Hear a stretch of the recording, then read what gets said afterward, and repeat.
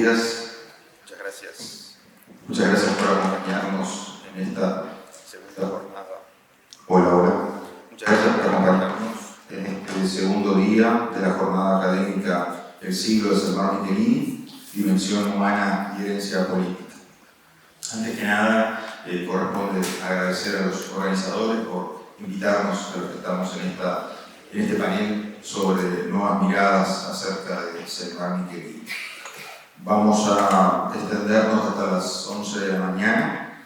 En ese sentido, la idea, ya que estamos empezando un poquito tarde, es que cada uno de los expositores hable 15 minutos y que luego tengamos otro tanto para preguntas del público aquí presente. Es un gusto para Le Monde Diplomatique no solamente apoyar con difusión esta jornada, sino también estar moderando la mesa. Una mesa que como lo dice su título, presenta, yo no sé si nuevas miradas, pero sí, digamos, miradas desde lugares distintos al lugar de repente que habitualmente suele estar en este tipo de jornadas. Miradas que van desde el periodismo, que van desde el cine, que tienen un cruce con también generaciones distintas a lo que era la generación de Selmar, que bueno, nació el 20 de mayo del 24 y cuando fue asesinado tenía 52 años, lo cual es como muy raro por lo menos para mí, ser mayor en mi edad de lo que era Selmar cuando fue asesinado. Me imagino que a vos, Mateo, te pasa algo parecido, porque siempre lo vemos como la generación de nuestros mayores, y era un hombre realmente muy joven. Vamos a comenzar entonces con Mauricio Rodríguez, quien en su cara más visible es periodista cultural de Canal 4, pero que tiene una trayectoria que trasciende ese trabajo actual. Mauricio, además de un periodista cultural en el Semanario Voces, en el portal Granizo y en otras experiencias que tuvieron lugar en Montevideo, es autor de La Voz de Todos, una muy completa biografía de Selmar Michelini, que también es una biografía que, si bien toma muy en cuenta la parte de la técnica biográfica, no pierde ese carácter periodístico de un perfil también, ¿no? Que creo que es lo que hace que el libro sea mucho más, todavía mucho más amplio. Así que bueno, luego vamos a seguir el orden de la mesa que ustedes conocen por el programa. Vamos a seguir con Silvana Hartet, de la Facultad de Ciencias Sociales de la UDELAR, que va a hablar del dirigente político. Luego Mateo Gutiérrez, realizador audiovisual, va a contarnos un poco sobre la génesis del documental de F, Destino Final, y va a cerrar Salvador Neves de Brecha, dando una mirada sobre Selmar Michelini, periodista. Así que, sin más, Mauricio, tus 15 minutos. Bueno, buenos días para todos. Para mí es un enorme honor ser parte de esta actividad, ser parte de esta mesa, compartir con gente tan apreciada en el plano personal y admirada en el plano profesional. Cuando me llega la invitación, que por supuesto no tardé casi nada en aceptar, y sacaré casi, me puse a pensar un poco, volví para atrás en mi experiencia de esa biografía que contaba Roberto. Mi intención es compartir justamente lo que significó para mí y cómo de alguna manera el camino que recorrí, que fueron 4 años de trabajo, de alguna manera se abrió una puerta y se empezaron a abrir diferentes puertas que de alguna manera me remiten un poco al título de este encuentro, Dimensión humana y herencia política, porque de alguna manera me obligó, por las circunstancias, por mi intención de querer reflejar esas dos caras de Selmar, el hombre público, si se quiere más conocido, pero vamos así. Gracias. El hombre público, que me voy a referir a un par de cosas, pero también la cara humana de Selmar.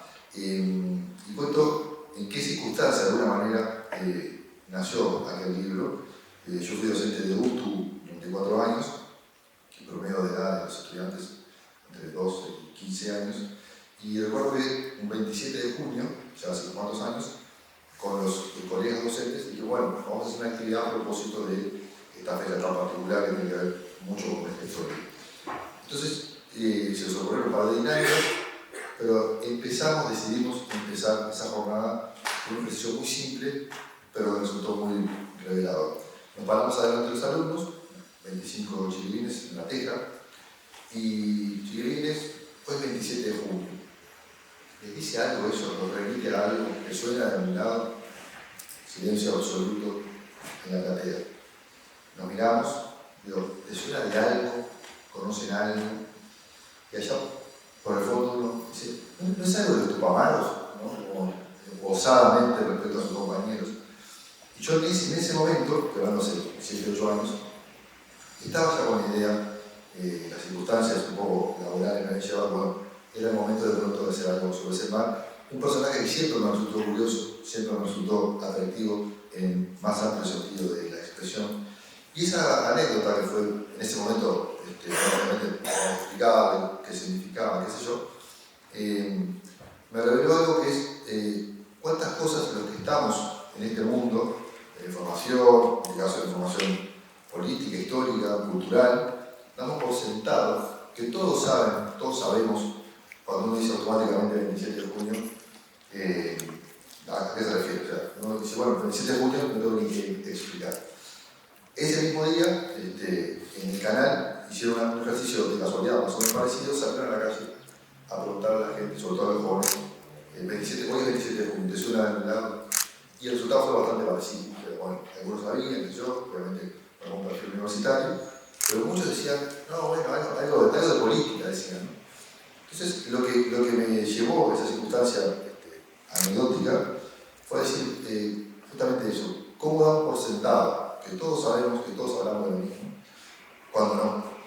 Cuando empiezo a indagar un poco más sobre, bueno, qué bibliografía había publicado respecto a Selmar, me encuentro con la sorpresa, que ahí, de alguna manera, es el punto inicial del libro que publiqué 4 años después, de que había una gran cantidad de trabajos, muy valiosos trabajos, excelentes trabajos, que incluso después fueron materia prima para lo que hice después, pero no había uno que abarcara justamente, bueno, si yo quiero saber quién es Hernán Miguel, vamos a crear una Wikipedia que me da unos datos generales, tratar de entender por qué tiene esta dimensión 40, 50 años después, y en este caso Miguel celebrando sus 100 años de nacimiento, bueno, ¿quién fue ese Hernán Miguel?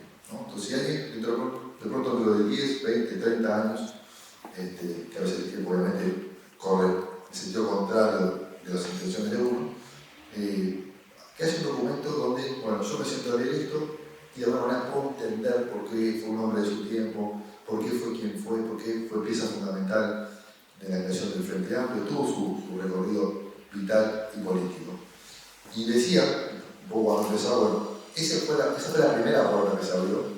Recuerdo que me reuní con Margarita y Cecilia, y primero que nada para confirmar si efectivamente no había algún libro biográfico de Selmar, y su respuesta, además de la generosidad que tuvieron, que les voy a contar, me dice, mira, curiosamente se acercó, varias veces se han acercado distintos periodistas, escritores, han manifestado la intención, pero ninguno efectivamente lo llevó adelante. Nosotros tenemos todo el archivo de la familia, de la fundación. En ese momento se habían mudado recién para el local allí atrás del Museo de la Memoria. Incluso el recién aplica y lo subrayo porque tuve meses revolviendo cajas que no tenían ningún orden. Como decir, disculpad, me dijeron como disculpándose, ponemos a disposición de un trabajo esto, pero recién nos estamos mudando. Y no hay problema, me encanta esto de sentarme horas a revisar cajas y documentos. En ese contexto nace esta biografía de Selmar. Les decía lo de la puerta, bueno, empecé a abrir esas puertas y de un lado y del otro de la línea, me refiero al aspecto humano, el aspecto político, gremial, periodístico, voy encontrando cada vez más con sorpresas que me resultaban, allá la idea inicial de lo atractivo que me resultaba el personaje, cada vez más atractivo, más interesante, más curioso. Y de alguna manera se iba construyendo una especie de rompecabezas que hablé durante 4 años. Y cuando, bueno, fui 2 veces a Buenos Aires, tuve acceso, y ahí lo he dicho muchas veces, pero una vez más agradezco también a Mateo que me acercó un material muy valioso, porque estaba de una manera vinculado a la película. Y lo que fui pasando es que esa dimensión que se fue creciendo, obviamente el testimonio de sus hijos, que ahí obviamente la parte humana fue esencial, e incluso en estas conversaciones que tuvimos con ellos, ellos fueron descubriendo cómo, fruto del ejercicio de la memoria, un hecho determinado lo recordaban, según a quien le preguntáramos, lo recordaban de manera levemente distinta, ¿no? Cuando le pusieron la bomba en la casa, cuando se mudaron para acá o para allá, la dinámica familiar, que incluso pasó una cosa bastante curiosa después, con el libro ya publicado, que la casa donde vivían, familia de Triani, una casa que ahora no está, hace poco tenía abajo frente al Montero Shopping, y había un local de pues, UCL, algo de eso, teniendo médicos. Entonces lo que había pasado es, la casa la habían adaptado a esa circunstancia de policlínica de la mitad para adelante, pero de la mitad para atrás, que el público no tenía acceso, estaba tal cual la época que vivían ellos. Entonces lo hablamos con la gente de allí, nos dejaron como Cecilia y Margarita, por un motivo imaginarán para ellas, y de alguna manera, parte de la historia que estábamos construyendo en ese momento, le agregamos el hecho de, empezamos a recorrer la casa y decían, ¿te acordás que acá había tal cosa, acá tal otra? ¿Cómo fueron agregando cuartos o camas a medida que iban apareciendo los nuevos hijos? Tengo muy recuerdo el momento en que me dice, acá, exactamente acá, había una silla, una especie de sillón, que nunca funcionaba como sillón, sino como ropero ambulante, ¿no? Entonces, cada hijo que venía de afuera de la calle iba dejándose, iban subiendo y bajando la cantidad de camperas o de bolsos en función de la dinámica diaria. Les decía, un trabajo de 4 años, que además yo sentí, esa especie de que a vos te pasás seguramente, Roberto, de querer contarlo todo, ¿no? Tipo, bueno, cada detallecito que podría significar un dato de color, mi intención inicial es, bueno, meto todo en la bolsa porque me parece todo importante, y saber que estamos en este mundillo sabemos que no es así, siempre hay que sacrificar una parte. De hecho, cuando se lo mando a la editorial, dice, está muy bien el libro, el primer trabajo de información, de recopilación, tenés que sacar 200 páginas. Entonces, esa fue la primera recomendación. Y lo que les decía, lo que me pasó, es cómo Selmar, en cada una de sus cosas, y fue de las primeras cosas que fui descubriendo, acercándome a su figura, es que cada una de las cosas que hizo, hablo del tiempo después, cuando fui a la escuela argentina, vi el carnet de calificaciones, excelente todas las notas, salvo conducta, ahí era bastante inquieto por los cuentos que hacen. Y en cada una de las cosas, ya desde su niñez, adolescencia, y que habló cuando empieza primero la militancia gremial, que después ya directamente la política, si yo le hubiera tenido que poner una sola palabra al libro, hubiera sido pasión, ¿no? Porque realmente todo lo que hacía, además el carisma, que me voy a referir a algunas cosas después, el atractivo de su personalidad, pero sobre todo cada una de las cosas, y ese perfil se nota a lo largo del paso de los años, era pasión. Y de hecho, pasión fue lo que de alguna manera le termina poniendo su actividad política. Respecto a la dimensión humana, no me quiero extender en la política, porque ya hay otros que lo van a hacer mejor que yo, pero sí en esta parte porque creo que es complementaria y suma la parte humana a su calidad de dirigente gremial y político. Por esto, ¿no? Creo que el libro transversal de la vida de Selmar, además de lo que ya sabemos, ¿no? De su carisma en particular, estuvo de alguna manera guiado por la pasión. Cuando empiezo a hacer el trabajo, obviamente, como les decía, hablé con los hijos, hablé con dirigentes políticos, en aquel momento con Sanguinetti, con Jorge Valle, con Rosenkopf, y que de alguna manera eso me lleva después porque definitivamente el libro biográfico se llama La voz de todos. No encontré una sola persona, incluso gente política, en el caso de Jorge Valle, Sanguinetti, que en su momento fueron amigos además, que no destacara la calidad humana, lo humanista, que era Selmar a la hora de la actividad política. Entonces, si hubiera tenido que ponerle un solo nombre al libro, se hubiera llamado Pasión. Si me hubieran obligado a ponerle 2, hubiera sido Humanismo, o ser humanista. Y cada una de las cosas que fui descubriendo, documentos, cartas de Selmar, que se cambiaba con su familia, con sus hijos, con su esposa, con los amigos, pasión y humanismo. En ese recorrido que hice, cuando fui a Argentina, por ejemplo, que tuve acceso a algunos archivos y qué sé yo,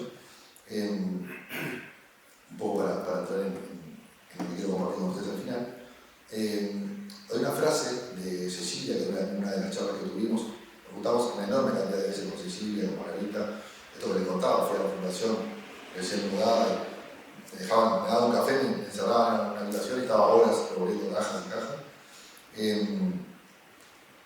Cuando en una de las charlas que tuve con Cecilia y con Margarita, hablando ya de lo que fue el asesinato, en un momento hay una frase de Cecilia, creo que fue, una de las dos, que me dijo algo así como: no mataron a cualquiera.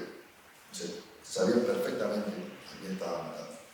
Y todo lo que yo venía trabajando, de alguna manera, en la construcción de ese personaje, su dimensión política sobre todo, inevitablemente me llevaba a esa conclusión. O sea, efectivamente, en el momento en que se da la circunstancia de su muerte, su asesinato, el contexto político de la región, y que hablar del Uruguay, efectivamente, más allá de sabemos que murieron una gran cantidad de uruguayos aquí y afuera, pero en el caso específico de Selmar, yo creo que aplica, por sobre todas las cosas, esa expresión, que es: no mataron a cualquiera, sino sabían perfectamente a quién estaban matando. Esa fue mi experiencia a lo largo del recorrido de 4 años de trabajo. Como decía, trabajo que hice primero con un poco de miedo, que Margarita fue testigo de las primeras charlas, pero conmigo, sobre todo porque cuando dije, en la charla que tuve con ellas, voy por este desafío. Después que dije que sí, dije: pero perdón, va a ser el primer libro biográfico de Selmar. Y la familia apoyando y cercana, fueron muy generosos, no solamente por esto que contaba, sino que, imagínense, cada datito que quería confirmar, les escribía, la llamaba, en fin. Y esta parte doméstica muy divertida de descubrir cómo incluso se armaron ciertas discusiones entre los hermanos, a propósito de algún incidente. No, pero eso no fue así, eso fue de otra manera.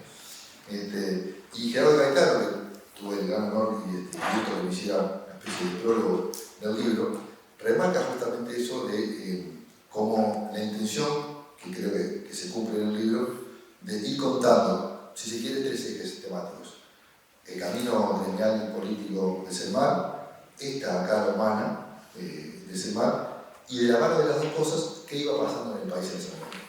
A mí, yo soy muy hincha de los perfiles, de las biografías, hemos tenido grandes charlas con Roberto a propósito de esto, pero me gusta mucho cuando se cuenta la vida de alguien, que no se pierda el contexto sociopolítico, cultural, demográfico, etc., que está viviendo su ciudad, su país. Me parece que le da una relevancia adicional al personaje en cuestión. Así que, a modo de resumen, para no aburrirnos más, ahora voy a leer justamente un resumen que hice de lo que significó ese trabajo. Decirles que para mí fue un gran honor en ese momento hacer esta biografía, por haber tenido la enorme responsabilidad histórica, si se quiere, de ser la primera en abordar en forma íntegra la vida de Selmar. Un trabajo que disfruté muchísimo y que de alguna manera aquellas sospechas iniciales que tenía, ¿no?, de qué personaje carismático, atractivo, la sorpresa después de encontrarme que no se había escrito una cosa así, también el gusto de ir confirmando paso a paso, semana a semana, mes a mes, a lo largo de 4 años, que todo aquello que yo suponía que estaba en torno a su figura se fue confirmando y concrece, ¿no? Y de alguna manera termina graficándose en esto que decía, ¿no? No mataron a Mantera cuando mataron a Selmar Michelini. Gracias, reitero el agradecimiento por la invitación, y si se me permite el abuso del tiempo, perdón, estamos bien, voy a leer una cosa que cuando yo iba haciendo el libro, aquellas cosas que me resultaban curiosas del personaje me fui armando como una listita. Cuando el libro estuvo terminado, me armé una especie como de recopilación, un resumen rápido, pero creo que bastante fiel a la figura de Selmar, por lo menos lo que para mí, en este camino de remarcar lo histórico, lo humano y lo político, fue Selmar Michelini, y es de alguna manera. A Selmar Michelini le decían Pito o el Flaco. Dicen que su madre esperaba una niña y ante la sorpresa de parir un varón, se inspiró en un personaje de una novela de Eduardo Acevedo Díaz que estaba leyendo en ese momento, por eso le puso Selmar. En la escuela tenía las mejores notas, pero no fue abanderado, dicen, según él, porque era peticio. Una vez se escondió en la valija de un auto y casi se asfixia. El niño transmitía imaginar el partido de fútbol corriendo por su casa. Con 12 años fue campeón de tenis y luego fundó un equipo de la Liga Universitaria con el que llegó a jugar incluso en el Estadio Centenario. También jugó en las divisiones inferiores del Defensor. Un pelotazo le torció la nariz para siempre, aunque algunos dicen que fue una patada. De grande admiró, como sabemos, a Kennedy. Era obsesionado por los peines, ¿no? Eso lo contaron ustedes, y era apasionado del turf. Tuvo a medias con su hermano algunos caballos que se llamaron Foxon, Maisa, Celoso y El Mate. Una vez apareció en su casa con un perro al que llamó Atila. Se lo robaron a los pocos meses. Cermar fue apasionado del cine, sobre todo de Chaplin, los hermanos Marx y el Gordo y el Flaco. También fue un gran lector. Leía de 3 o 4 libros por vez. Sus hijos le sacaban los libros incluso antes que pudiera terminar de leerlos. Paco Espino le regaló un libro autografiado. Tuvo un par de autos y uno de ellos se salvó de un atentado con una bomba. Una vez le regaló a uno de sus hijos una pelota pinchada. En el 70 viajó a México para cubrir como cronista el Mundial de Fútbol y sufrió con la comida picante. Estuvo con Carlos Solé y Herbert Pinto. En 1974, como sabemos, sentado entre Gabriel García Márquez y Julio Cortázar, estuvo en Roma, en el Tribunal Russell, para denunciar los atropellos de la dictadura. Fue amigo de Wilson y gran amigo de Mario Benedetti. Fundó el diario Hechos, no le gustaba bailar, fue el padrino de boda de Julio María Sanguinetti y le gustaba el cantón y la música popular, pero sus hijos le hacían escuchar los Beatles. Durante un tiempo no quiso comprar un televisor para sus hijos porque era dañino, decía, junto con los chicles. Los chicles y la televisión, tenía razón, hermano. Nació un 20 de mayo de 1924 y su cuerpo apareció en un auto en Buenos Aires un 20 de mayo de 1976, justo el día que cumplía 52 años. No mataron a cualquiera. Muchas gracias. Juicio por la presentación, por ese final y por atenderte al tiempo, prolijamente. Vamos a continuar ahora con Silvana Harriet, profesora de Historia, egresada de LIPA, docente y referente académica de profesores en la enseñanza secundaria privada, docente e investigadora de la Universidad de la República. Trabaja actualmente sobre el tema de la participación política femenina y la prensa de mujeres en el Uruguay en el siglo XX. Gracias a Marina por invitarme a participar en este encuentro. Yo apuntaba por acá un encuentro que me parece tan necesario como justo, ¿no? Recordar a Selmar Michelini, profundizar en su vida, en su siglo. No es solamente un deber de memoria, un deber historiográfico también. Justo ayer escuchaba algunas entrevistas a Gerardo Caetano hablando precisamente de algunos asuntos todavía pendientes de estudiar historiográficamente, pero es también un deber de ciudadanía. Es un ejercicio, me parece, también imprescindible para fortalecer nuestra convivencia democrática. Así que bueno, muchas gracias. Yo pensaba un poco antes de esta intervención como en dos precisiones que yo necesitaba hacerme, capaz que a mí misma, y que ahora las explicito acá, ¿no? La primera es una que tiene que ver con las tensiones entre el homenaje, la admiración y el abordaje historiográfico. Cuando uno, ¿no? Analiza la historia, hace investigación histórica y aparece eso también, ¿no? Como de el meterse en el pasado, el meterse en aquellas personas que está estudiando y a su vez esa distancia con ese pasado que es un mundo extraño y a su vez también un pasado que en tantas cosas es contemporáneo a nosotros. Entonces yo me decía, por un lado esto de cómo no admirar a una figura tan significativa para la historia de nuestro pasado reciente, una figura que reúne tanto la pasión vital como la tragedia de la muerte violenta, una figura que además eso nos revela como en su trayectoria ideas y acciones de una contemporaneidad profundamente interpelante y creo yo fértil para nuestro presente. Entonces hay como esa tensión entre la admiración conmovida, ¿no? Por lo menos desde el lugar que yo veo, ¿no? A Selmar Michelini, y al mismo tiempo, esto de pensar una mirada historiográfica que de por sí es incompatible con un abordaje apologético, ¿no? Son dos cosas distintas, digamos, y tampoco el abordaje apologético es el homenaje es otra cosa que lo tenemos que hacer junto con el abordaje historiográfico. Eso como una primera reflexión, digamos, que me surgía a la hora de pensar en esta participación. La otra tiene que ver más con los contenidos de lo que yo pensaba compartir en esta instancia, que no es como nuevos abordajes sobre Selman Michelini en mi caso, no es Selman Michelini específicamente o la historia política del pasado reciente mi objeto de estudio en lo que investigo. Sí he estudiado y enseñado a Selman Michelini y a su siglo en mis clases de historia, que ya son de 30 años o más el estar dando clase en los cursos a nivel secundario y a nivel terciario. Y bueno, y ahí sí, ese acercamiento a la figura de Michelini, a su enseñanza, tan necesaria como, ¿no?, Mauricio decía hoy, también para las nuevas generaciones, para las generaciones que van pasando. Pero sí quería como plantear algún asunto o algunos asuntos que para mí podrían, como bueno, ser una especie de tirar un hilo sobre nuevas miradas respecto a Selman Michelini, o algunas cosas que a mí me parece que pueden ser interesantes de estudiar y de analizar y que por ahí nos llevan a generarnos nuevas preguntas que están relacionadas con ese ser dirigente político, ¿no? El título un poco de mi presentación, porque no tenía la verdad un título adecuado al momento que Marina tenía que llevar este programa a imprimir, y dije, bueno, dejemos el dirigente político, que es lo bastante amplio como para después lo que pueda proponer para ver en eso. Y pensar en Selman Michelini como dirigente político es pensar en diferentes facetas, ¿no?, en múltiples facetas. Es pensar en su trayectoria partidaria, desde el vallismo de la lista 15 hasta la fundación del Frente Amplio, pasando por el alejamiento de Luis Valle-Berres y la conformación de la 99.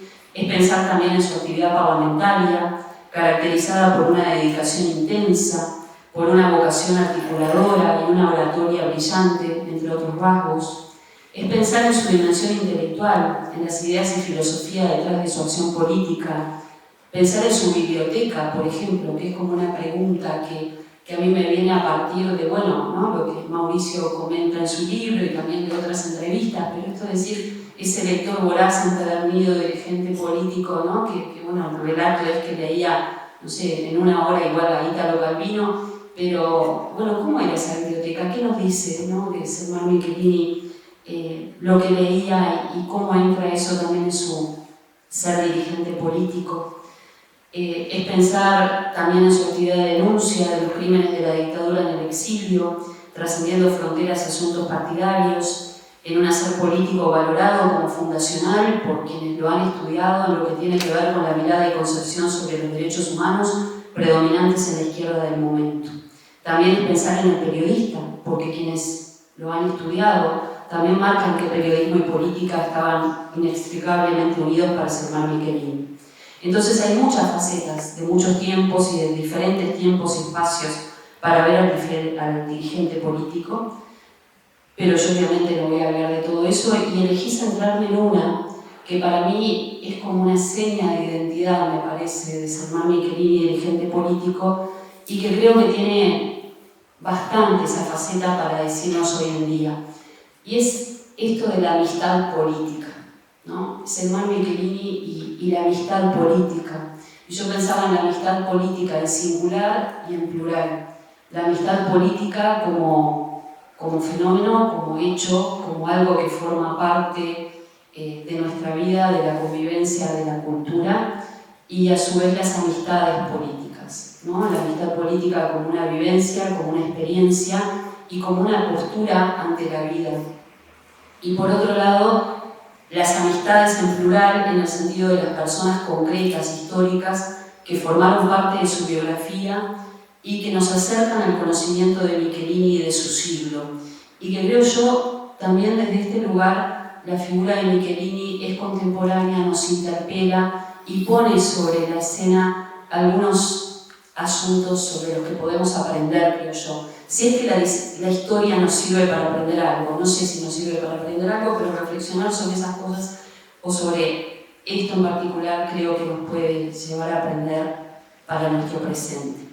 Y en esto de la idea de la amistad política, bueno, claramente Selman Michelini aparece como un dirigente que hizo amigos en el acuerdo y en el desacuerdo, con propios y ajenos respecto a su tienda política, con amistades que se fraguaron en las circunstancias avatares de la política, en las discusiones, en las negociaciones, las luchas compartidas.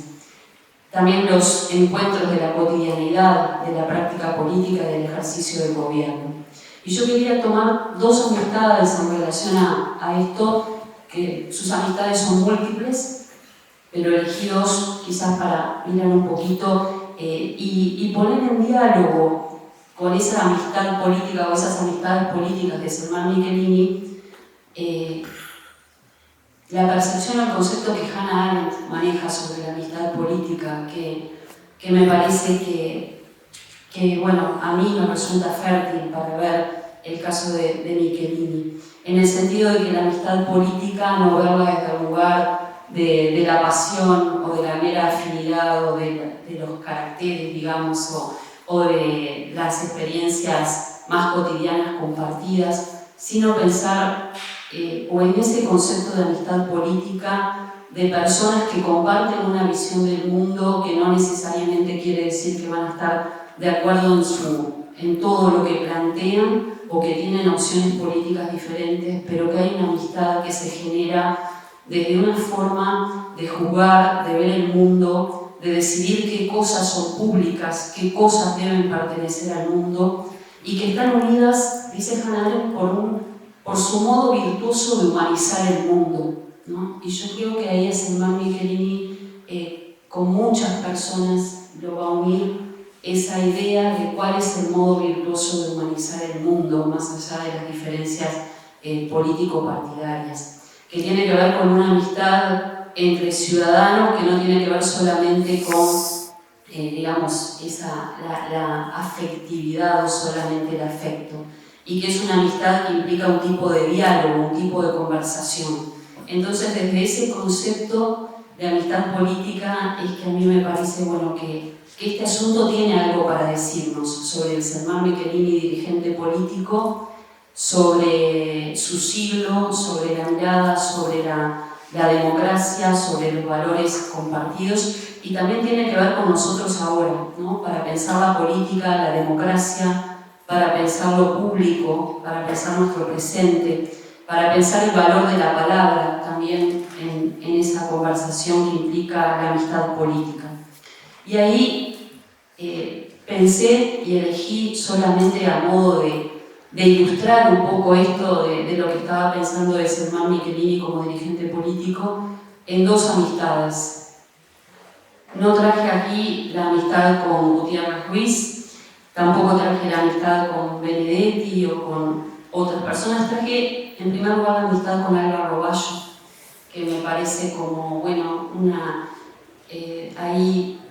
amistad política que tiene que ver con esta comunión en el seno del vallismo, una amistad nacida, ¿no?, como sabemos, en el Partido Colorado, pero que se consolida fuera de este. Una amistad que perdura hasta la muerte de Selman, pero más allá, si nos atenemos a las palabras de Álvaro Baggio, a su memoria y a lo que implicó para ella la muerte de Selman. Y en un contexto de quehacer político en manos de hombres, más allá que en el Uruguay de ese momento, bueno, había una incipiente participación parlamentaria de mujeres, pero que tiene que ver también con las concepciones en común que tienen, ¿no?, Álvaro Baggio y Selman Michelini. En este sentido, es amigo de una mujer política que llega a cargos de representación y de gobierno de alto nivel, pero es una mujer política de raigambre popular que comparte con él también la mirada internacional sobre los asuntos de la época, sobre las revoluciones, sobre América Latina, con la que no siempre tuvo momentos de acuerdo o de llevar a cabo la misma acción política, ¿no? Si pensamos en el año 61, por ejemplo, cuando, ¿no?, la 99 y la postura de Álvaro Baggio, y ella sí, en una entrevista con César Dicandia, dice, bueno, puede ser que mi actitud ahí haya sido un error, es un momento no muy explicable de mi vida, dice, tal vez no conocía suficientemente a Selman, tal vez no tuve la dimensión de su movimiento, ¿sí? Ahí no me di cuenta, y yo lo admiraba a Selman, pero preguntaba, ¿qué se cree este chiquilín? ¿Que en 6 meses va a ser más que nosotros en 30 años? ¿No? Y ahí como una amistad política que me parece como lindo de ver ese recorrido, quizás desde ese lugar también de bueno, ella mujer política en ese entorno, pero a su vez de otra generación también, que lo ve como más chico, que hay una amistad política que empieza como con también este cierto vínculo maternal, pero que después se va haciendo en un plano de igualdad, digamos, ¿no? Y del compañerismo político propiamente dicho. Y ella dice, ese error no me impidió acercarme cada vez más a esa figura inmensa. Primero fue como mi hijo, después fue mi líder y por último lo más cautivante, fascinante y trágico de mi vida, no solo política sino personal.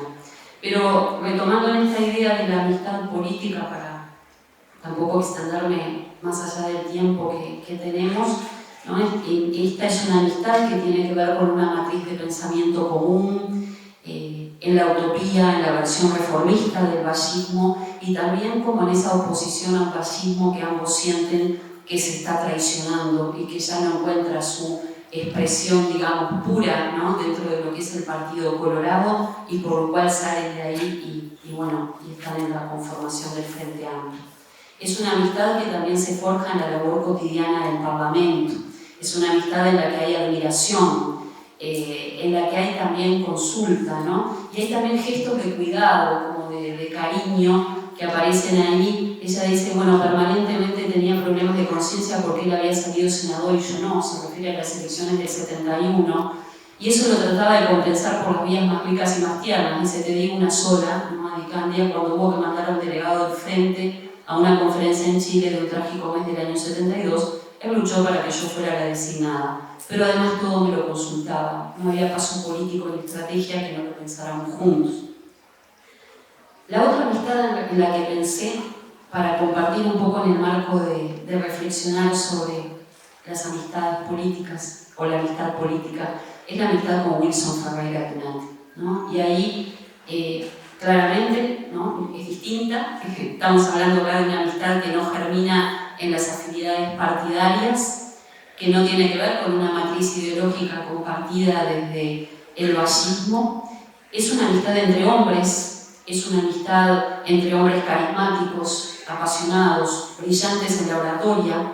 Wilson apenas 5 años mayor que Selmar, son hombres que compiten en la arena política, ¿sí? Que por esta misma competencia podrían haber estado más propensos a la vivencia predominante de lo que el pensador rumano Cioran considera las 3 actitudes que empañan cuando no aniquilan la amistad política, que son la ambición, la envidia y la competencia. Podrían haberse exacerbado esas actitudes, que en definitiva son actitudes que podrían llevarnos a pensar que la amistad en política no es posible. Pero Selmar Michelini y Wilson Ferreira Tunante fueron amigos, grandes amigos. Y acá creo que la amistad política, esa amistad entre ellos, que es política y que es humana, ¿no? Y a mí me gusta separar ahí entre eso del humano y lo político, porque la política y todo, ¿no? es lo humano, tiene que ver con una visión común sobre los problemas del país, sobre el futuro, tiene que ver, digamos, como con esa conversación o diálogo compartido sobre cómo abordar, ¿no? Las crisis del Uruguay y cómo abordar el futuro. Y ahí es una amistad también surgida a veces de elementos propios de una época, ¿no? También Wilson Ferreira Tunante cuenta en un momento una anécdota sobre el año 58, cuando le preguntan cuál es el mejor parlamentario desde su punto de vista, y dice que es el diputado Selmar Michelini, y dice al otro día, dice Wilson, mi mujer recibió un inmenso ramo de flores blancas que le enviaba la madre de Michelini, ¿no? Como otro momento, otra época, otra cosa. Y como ese signo, ¿no? Dice, fuimos muy buenos amigos que nos quisimos mucho y nos respetamos mucho. Y Juan Raúl Ferreira, quien, bueno, cita Mauricio en su libro, dice, bueno, Wilson tenía un enorme respeto intelectual por Selmar, lo consultaba, se consultaban permanentemente. Hay un punto ahí de inflexión hacia 1970 con la salida de Selmar del Partido Colorado, y bueno, y ahí empiezan, dice, un periodo de gran amistad, una suerte de terapia mutua, digamos, de consulta mutua. Entonces, para este último minuto que queda, ¿por qué traigo esto de la amistad política? Creo que nos habla de una época de formas de hacer política o de concebir la convivencia política, la democracia, que tienen para decirnos hoy, tienen mucho para decirnos hoy, que la amistad política no solamente es, digamos, compatible, ¿no? o la amistad compatible con la política, sino también deseable. Esa amistad que no es solamente afinidad personal o afecto, sino que tiene que ver con eso, la conversación, el diálogo sobre la cosa pública, los valores democráticos como horizonte compartido, sin desdibujar las necesarias y saludables diferencias de la pluralidad de un sistema democrático. Creo que ahí, bueno, adentrarnos como en esta noción me parece que bueno, no es una nueva mirada sobre la que yo pueda ahora desarrollar o dar respuestas, pero que me parece que es un asunto por el cual entrar también a hacer marketing en esas puertas de entrada que vos señalabas hoy. Muchas gracias. Y creo que es un muy buen puente para pasar al siguiente expositor, terminar hablando de las amistades políticas, ya que, bueno, una de esas amistades también fue con Héctor Gutiérrez Ruiz. Y voy a presentarles entonces ahora, pasarle la palabra a Mateo Gutiérrez, realizador audiovisual, director y coproductor de las películas documentales DF Destino Final y Wilson, la primera sobre la vida del Toba, la segunda sobre la vida de Wilson Ferrer Aldunate, y en la actualidad trabajando en un documental sobre el asesinato de Cecilia Fontana y el caso de los vinos envenenados de 1978. Mateo. Buenos días, gracias por la invitación, primero que nada. Es un placer, obviamente, estar acá. Y bueno, comentarles un poco qué significó para mí la figura de Selmar Michelini en el momento de reconstruir, y lo digo de esta manera porque fue el origen, reconstruir la vida y el asesinato de mi padre, que fue el puntapié inicial de la película. Y Michelini, y voy a ir hablándoles mientras me recuperan la señal, me lleva de la mano y me enseña el contexto histórico de mi padre, ¿no? El contexto histórico, el contexto político. Entonces, de la mano de Michelini yo aprendo acerca de la historia del Uruguay, aprendo acerca de la historia política y aprendo acerca de la vivencia política que tuvo mi padre, obviamente 10 años más joven que él. Increíblemente está filmando en película esto y se le acaba el rollo en el medio del discurso fantástico de Michelini. Y bueno, uno ve esta imagen y si uno busca un actor para una película, qué fantástico, qué transmisión, qué historianismo, ¿no? Obviamente no es un actor, en este caso es el protagonista de una película documental que acompañaba de la mano a contar la historia de mi padre. Era perfecto audiovisualmente hablando. Y bueno, yo me acogí a eso y me agarré de eso y tuve la oportunidad, a partir de eso, de acercarme a sus hijos, construir su vida, saber quién era, qué influencia tuvo sobre mi viejo, etcétera, etcétera. Me di cuenta además de características de los políticos de esa época, también un poco del nicho de la figura de mi padre, y siempre tuve admiración por su austeridad, súper austero, de otra época, con un humanismo increíble, un servidor público, eso que ahora se ha perdido un poco el foco. Y hizo él en ese sentido, cuando uno lo reconstruye, es admirable, de verdad, fue para mí increíble. También sentí, y lo debo decir, porque fueron vivencias que yo fui teniendo a partir de irlo escuchando, también me di cuenta que tenía vivencia personal, que hablaba desde la pasión, porque lo vivía personalmente. Como dice Selmar dijo en el documental, el Parlamento y la calle, porque tenía 10 hijos y hijas grandes, universitarias, se instalan en la casa y empieza a verlo, y se empieza a polemizar en ese sentido. Más allá de que después Elisa empieza a tener militancia en el movimiento de liberación de Tupamaros y eso también lo toca a él directamente, digamos, ¿no? Y eso yo lo notaba, es un tipo apasionado por la vivencia personal, evidentemente. Voy a ir, voy un poco desordenado, pero voy a ir agregando otros videos. Acá fue cuando hizo Wilson, el documental sobre Wilson Ferreira, obviamente me tocó observar Miguelini, obviamente. Otro pedazo del mismo discurso que quedó grabado en audio, en su mayoría, pero quedó parcialmente grabado en película, como lo vimos en una parte. Refuerza un poco lo que decía del histrionismo, el Sherman, la oratoria imponente, la transmisión energética y emocional que obviamente tenía. Después voy a ir contando cosas que fueron surgiendo para ir conociendo la figura, yo adentrándome en documentos y documentos clasificados y documentos que hubo incluso de posibles seguimientos a él en Argentina, era un documento anónimo que hubo, que anduvo por ahí en un momento, el propio seguidor, que no sabemos si es cierto o no, pero yo creí que como todas las cosas, utilizan parte de la verdad para transmitir hipótesis no verdaderas. En este caso, el tipo transmite algo que me parece creíble, que es que en los seguimientos de Michelin se da cuenta que lo seguían. Se da cuenta que lo seguían y los paseaba, iba al kiosco, iba para acá, iba para allá. Nunca, eso siempre me transmitió que nunca hubo miedo en él, nunca hubo ningún paso atrás. En el momento que se estaba dando cuenta que la cosa se estaba complicando personalmente, él no se dio, él siguió para adelante y él tenía claro cuál era su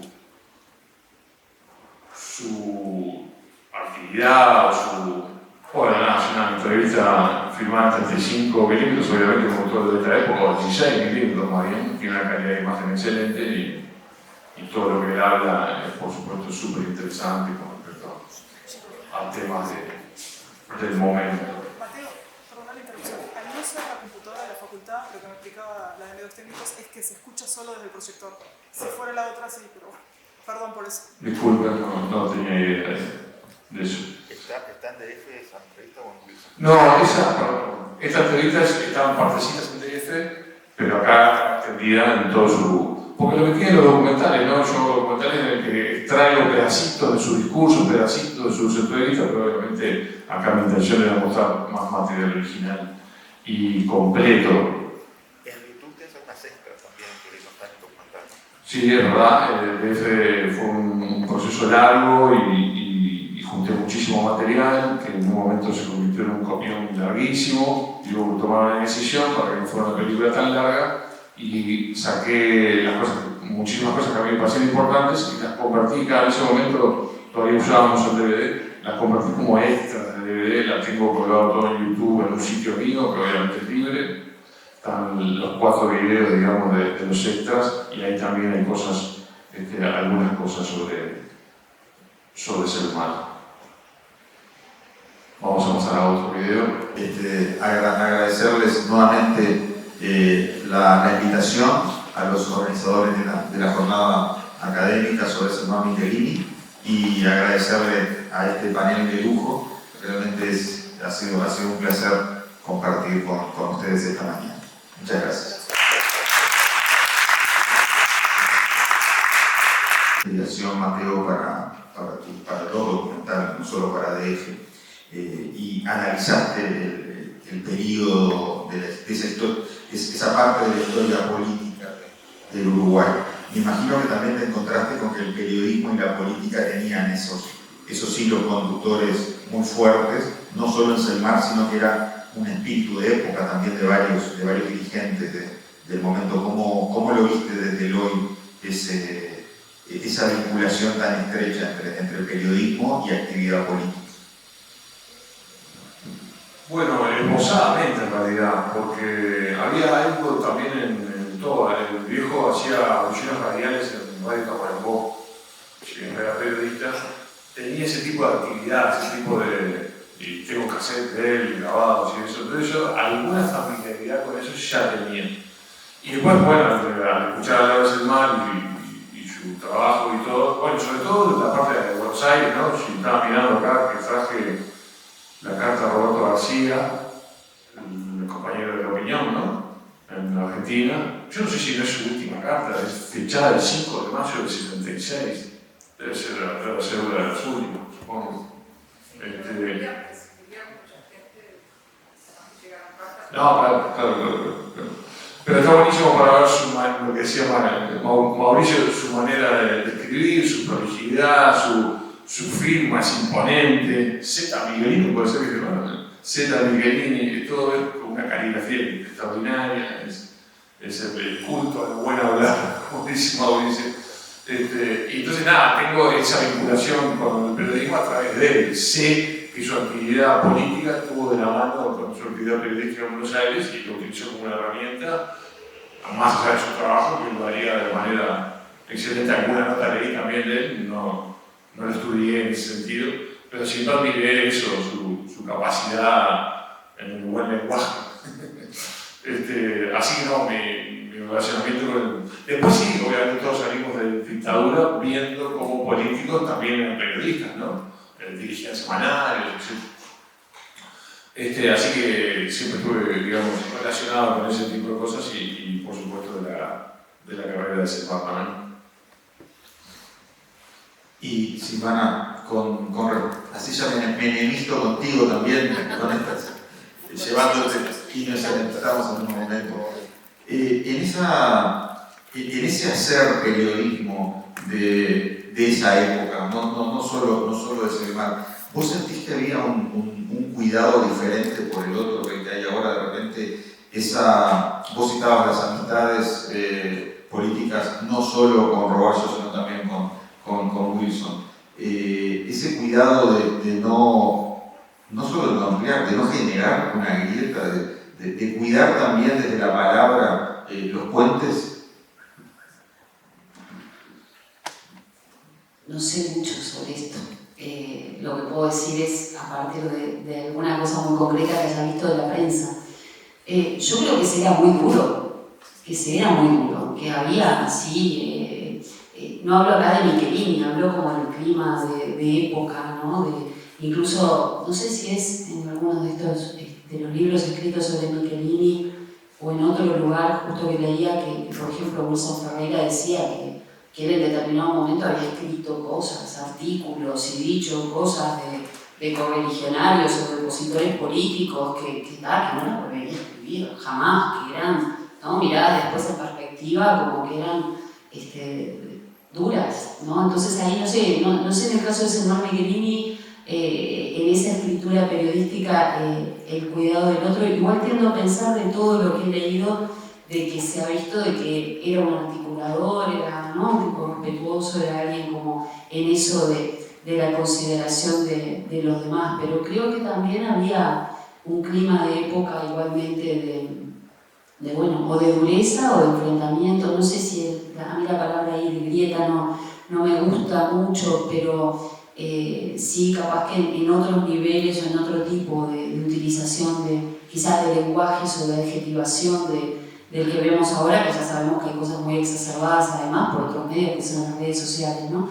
Pero creo que en esa época dura, en realidad, y vinculando un poco esto que yo miraba y reflexionaba de la amistad política, en esa época dura de enfrentamientos, ¿no? Fines de los 60, pensemos también en el 71, 72, ahí Selmar Michelini apuesta a la palabra desde este otro lugar, que no es solo la palabra bien dicha, sino que es la palabra del acercamiento, me parece. Y ahí también, después en el exilio, creo que la palabra cobra también ese lugar, ¿no? Del acercamiento, también de la defensa, bueno, de las víctimas, de los derechos humanos, de la denuncia. Entonces creo que ahí, bueno, habría otra cosa para ver, ¿no? De Selmar Michelini y la palabra. Respecto al Selmar Michelini periodístico, yo también estaba pensando en esto de su labor periodística. Algo como que me llamaba la atención, me generó curiosidad, pero no pude ni explorar y me lo marqué ahí precisamente porque me interesa por el tema de las mujeres y la participación política, ¿no? Claro, creo que sos tú, Margarita, que decís en algún momento que se entrevista o en Hechos no había ninguna mujer trabajando, porque en esa época no había mujeres trabajando, ¿no? Sí, o algo de prensa femenina específica, de secciones femeninas, claro. O también, sí, o más a principios de los 70, alguna más específica.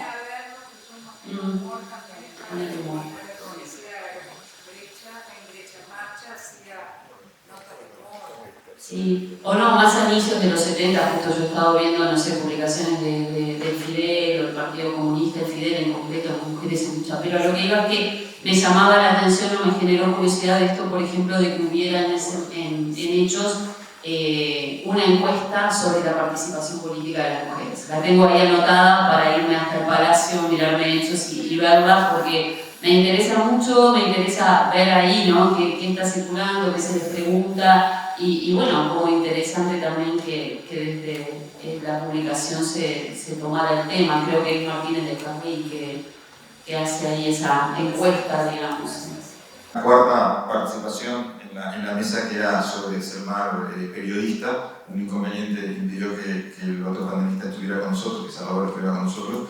Me gustaría preguntarte sobre Selmar, periodista, porque me parece que es como una faceta interesante y que un poco quedó renga en esta mesa. Así cobro doble por la... Exacto. Antes de eso quiero agregar un comentario respecto a lo que decía él y algunos comentarios que hicieron, que agradecemos en la participación. A veces hay una cuestión casi doméstica de algunas personalidades, por lo menos esa es mi humilde mirada, que te van dando la dimensión justamente de la persona, que es cuando vos contás algo, en el caso, estamos hablando de Selmar, este libro que contaba que me llevó 4 años, y cuando yo sentía que, bueno, mi intención fue contar todo, casi todo lo que se pueda de Selmar.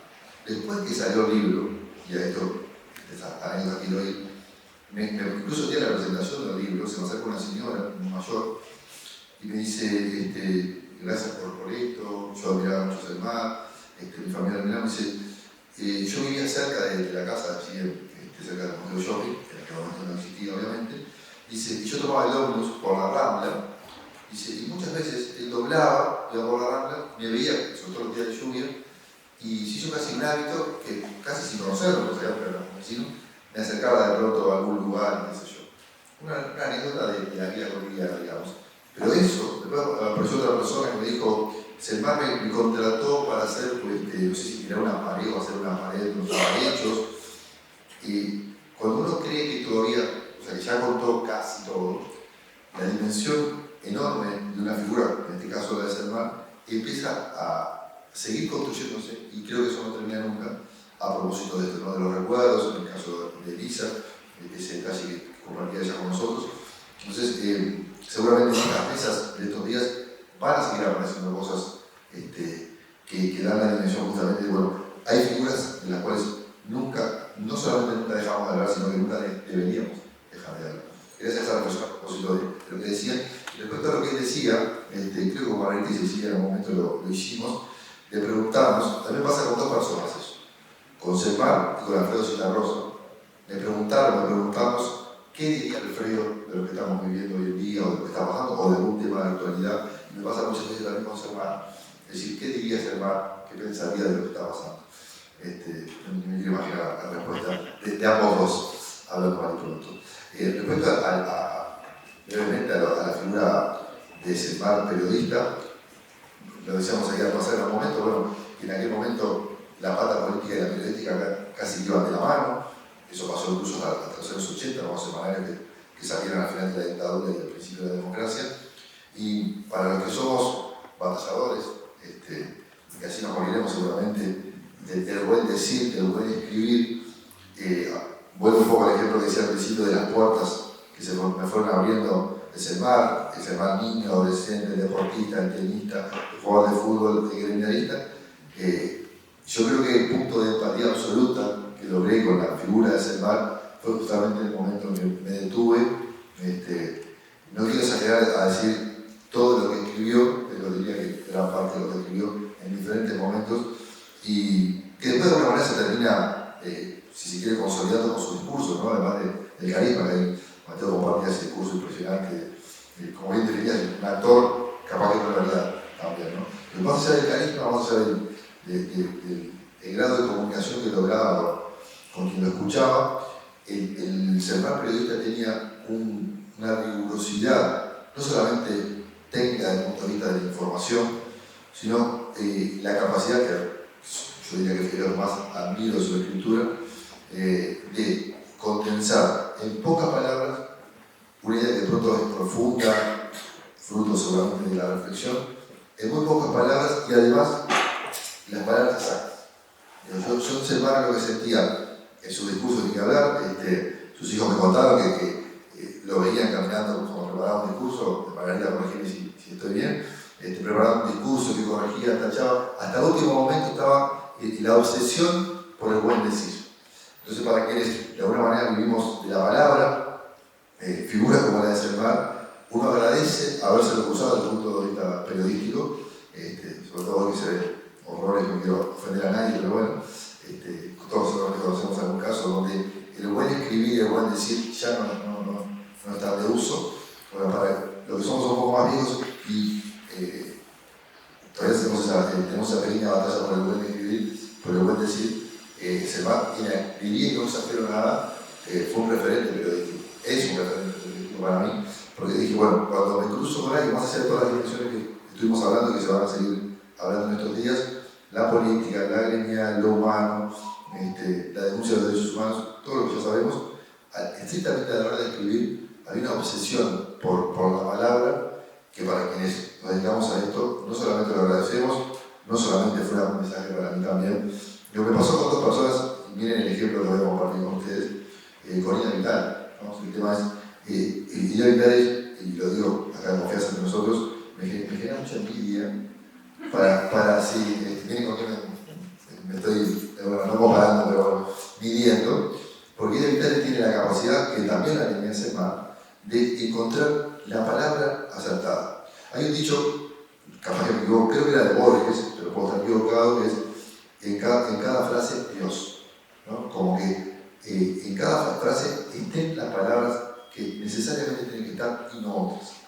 Y con Cermar y con Ida Vital, por supuesto que lo ganamos nosotros, pero a modo de este encuentro, me pasó eso. Cuando empecé a leer sus textos, incluso lo decía también Margarita en un momento, el tema del internacional, ¿no? de mirar para afuera esa dimensión cuasi universal.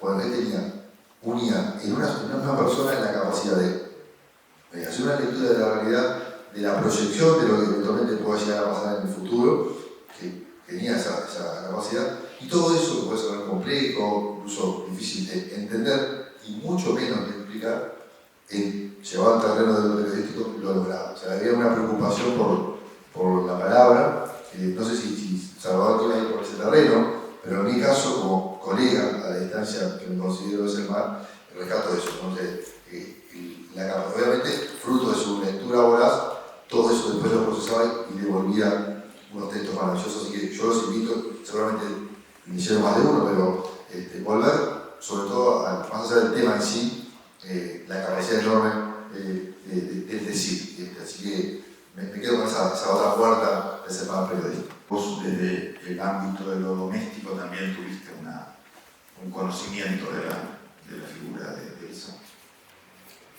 Sí, no tanto. De hecho, tuve la suerte de entrevistarla, pero ya entrando, Margarita me va a ayudar, ya entrando en la última etapa de su vida, ¿no? Ya, creo que no fue en el 2006, 2007. Claro. Ahí va.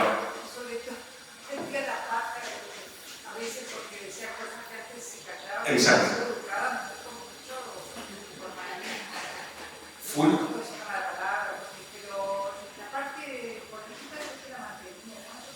No, fue una entrevista divina, yo la super resulté y todo. Increíblemente después en la edición, esas cosas que se dan no fuera de... ella sale de esto hablando de cuando va a reconocer a Cermar. Nunca lo pensé, se dio de esa manera, porque lo dice de una manera especial. de algo truculento, algo duro, algo fortísimo, ella habla con una ternura, con un amor, que a mí me pasan esas cosas, ¿no? Como que una escena ya cuenta todo lo que uno pudiera decir. Entonces me pasó eso con Elisa. No lo utilicé tanto en DF por el tipo de entrevista en el momento que justo la hicimos, por ella y por mí. No me sirvió tanto en la entrevista como contexto objetivo, pero sin embargo ese momento que ella lo contaba con esa dulzura, para mí envolvía todo su relacionamiento con Selmar y me pareció bellísimo y agradecí la oportunidad de que por suerte Elisa apareciera en el documental. Sí. Sí, en Parque de Plata, no me acuerdo del año, 2006, 2007. Creo que 2007. ¿Cómo? La vimos en 2006. No, 2008. Mayo de 2008 yo presenté la película. Sí. En la fecha misma. Sí, 2008.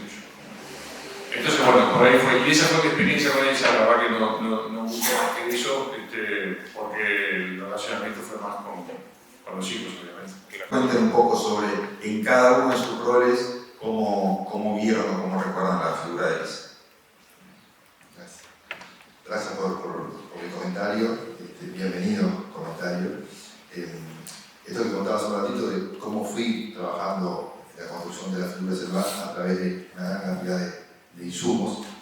Elisa estaba todo el tiempo apareciendo en los recuerdos familiares. Le contaba, yo tuve la posibilidad de acceder a cartas, sobre todo en una época en que Selmar viajó bastante, pero viajó mucho por su actividad. Esto que contaba del Mundial de México y después primero como criminalista y después como político, y encargar en la etapa del exilio. Y la figura, y agradezco mucho de verdad que lo traigas a este encuentro, porque justamente era una figura que estaba sin estar de alguna manera. O sea, siempre estaba presente.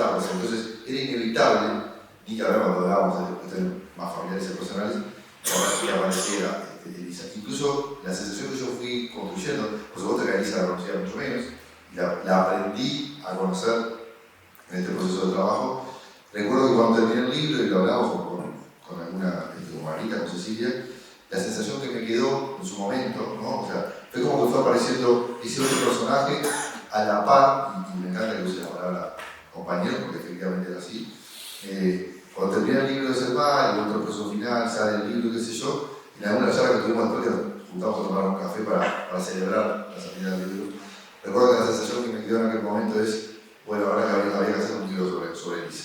Porque el material que había, ese personaje estaba en un costado, pero estaba presente, que se ocupaba de cosas que de pronto no salía en un titular de diario, no salía en un informe o en una nota, pero siempre estaba. Y ni que hablar, no se imagina, un contexto de una familia con esa cantidad de hijos, vaya si fue importante la presencia de Elisa, así que lo agradezco. Y agradezco, si se quiere, si me permite el atrevimiento, seguramente Margarita me va a ayudar con el nombre porque no lo recuerdo, una figura fundamental, también mujer, que era alguien que hacía una especie como de ayuda familiar, tarea doméstica. Dora, exactamente, gracias. Sí, lo entrevisté, claro, a eso iba. Sí, no. Fui a la casa, por Sayabo, por allá por Colón. Recica, ahí está. Y agradezco eso porque me remite también a la figura de Dora, que era la otra parte, que además, la entrevista, la charla con Dora fue maravillosa. Al principio estaba reacia a hablar, desconfiada de mí, naturalmente, con razón además, hacía bien Dora desconfiar de mí, pero sobre todo porque ella, un poco lo que decía Roberto, y lo dice Gerardo también en el prólogo, que nunca fue mi intención en el libro, el ensalzamiento innecesario de la figura de Selmar. No era un libro, levantemos, si es que fuera necesario, más la figura de Selmar. Entonces cuando yo fui a la casa de Dora, al principio me hizo una torta, me recibió, qué sé yo, pero al principio hablaba poco, que entonces saber primero con qué intenciones venía yo. Entonces en el momento cuando ya hablamos de la confianza, me dice, bueno, ahora que veo que no venís a ensalzar necesariamente la figura de Selmar, te voy a decir, pero si la única regla que puso fue, yo voy a decir lo que me parece. Y fue muy crítica en aquel momento, cuando vivía, lo peleaba mucho a Selmar, y fue, más allá obviamente de la familia, una de las primeras que dijo, quien también merece un lugar en esta historia es Elisa. Así que aprovecho tu comentario, gracias por eso, la figura de Elisa también la... Sí, claro. Y aprovecho, agrego de alguna manera también la figura de Dora, así que gracias por eso. Bueno, capaz que en relación a esta intervención, que también me parece muy justa, yo tengo también como más preguntas o reflexiones, no conozco, digamos, ¿no? Como para, más allá de lo que se ha escrito sobre la figura de Elisa de Lepiane, que ya igualmente nos va mostrando como una mujer con opinión propia, ¿no? Ciertamente con opinión propia sobre los diferentes avatares políticos que se narran, por ejemplo, en la biografía de Selmar que tú escribiste. Siempre son preguntas que tienen que ver con cómo es estar al lado de un hombre de esta magnitud política, ¿no? ¿Qué implica? ¿Cómo es esto de bueno, el cuidado, la familia, los hijos, los vínculos? En un rol que claramente me parece que, bueno, que ahí hay de cuidado, pero a su vez imprescindible para que también Selmar fuera lo que fuera, creo yo, ¿no? Pero tampoco esto de pensar desde el lugar de detrás de un gran hombre y una gran mujer, que me parece que no es el lugar de lo que hay que pensarlo, ¿no? Claramente, sacarnos, digamos, como esos clichés a veces instalados y poder ver, bueno, la figura en sí misma. A mí me parece que hay más preguntas y me planteo también esto de hasta qué punto también en esa trayectoria política de Elisa de Lepiane hay como cambios que tienen que ver con sus hijos, con las opciones políticas de sus hijos, algo que también pasaba en los 60 y los 70 en el Uruguay, ¿no? De padres y madres. Bueno, acá está el padre, que es la figura política que no llevaba la política a la casa, ¿no? Pero también de madres que van politizándose con sus hijos, que van como tomando ahí contacto y van junto con sus opiniones, bueno, haciendo un camino. Y bueno, me hago esa pregunta, ¿no? ¿Cómo en eso también, bueno, el papel de los hijos en la trayectoria de Elisa y también el posterior, ¿no? Con la lucha contra la ley de caducidad, la integración de la Comisión Nacional Pro Referéndum y demás, que ya la convierte en una figura, digamos, propia en el sentido, propia me refiero desde su militancia, su postura, lo que hace ahí, ¿no? Pero son como preguntas y entiendo como, sí, muy justo esto de mirar, pero de mirarlo también un poco como en esto de decir cuál fue esa trayectoria quizás más personal, si es que puede ser no independiente, relacionada, pero más personal respecto a Selmar Michelini. Y para terminar, y no aburrirlos mucho más, les quiero leer un fragmentito cortito de un libro que no es muy conocido, creo que se llama El Congreso en la Trampa, de Armando Vidal, es un argentino, si no estoy mal, del diario Clarín, ¿sí? Del año 96. Es un libro en el que yo por primera vez, obviamente con el tema del armado del documental de EFE, por primera vez escucho acerca de, que después lo fui a buscar y lo entrevisté y está en uno de los extras de EFE, que es la primera vez que escucho que hubo una transacción entre el gobierno uruguayo y argentino por indultos de militares en Argentina a cambio de darles asilo por unos meses a unos jefes montoneros que había en Uruguay. Eso es toda una historia aparte, pero vale la pena porque tiene que ver con los indultos de los militares en Argentina. Bueno, pero a partir de eso, me intereso por este libro y me encuentro con Armando Vidal, que yo no sé quién es, no lo tengo muy claro, soy periodista de Clarín y más nada, habla de Selmar Michelini de esta manera.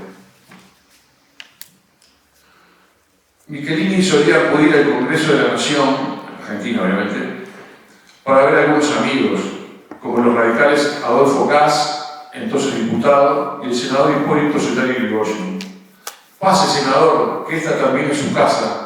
Escuchó que le decían en la sala de periodistas del Senado, parado en el umbral y sosteniendo la puerta con cara de pedir permiso en una de sus primeras visitas. Necesitaba el teléfono, lo acompañaba el Toa Gutiérrez, que estaba callado y miraba el revestimiento del salón que cronistas y taquígrafos comparten en esa cámara. En ese momento no había nadie, por lo tanto no quedó ninguna imagen para registrarlo. Los dos políticos orientales se fueron, y si bien el senador retornó alguna vez, dialogó por los pasillos, siguió de pie desde el palco a los periodistas el tramo de una sesión y no tuvo que pedir permiso para hablar por teléfono. El cronista que escribe estas líneas no volvió a hablarlo en el Congreso junto a su amigo diputado. Juntos aparecieron cuando el Congreso también se había transformado en un destacamento y ellos tenían un tiro en la cabeza cada uno.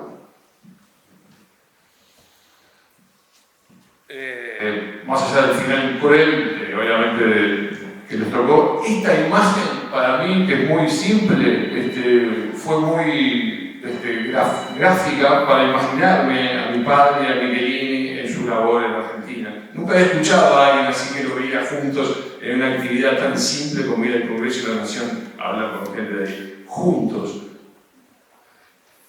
Eso siempre redondea, digamos, lo que significó ser Marco Michelini para mi padre. Creo que tuvo una influencia enorme en cuanto a la situación del Uruguay, de lo que estaba viviendo el Uruguay, y una influencia enorme en su pensar y en su actuar. Así que bueno, disculpen el desorden, gracias por la invitación y un placer para mí hablar de ese tema.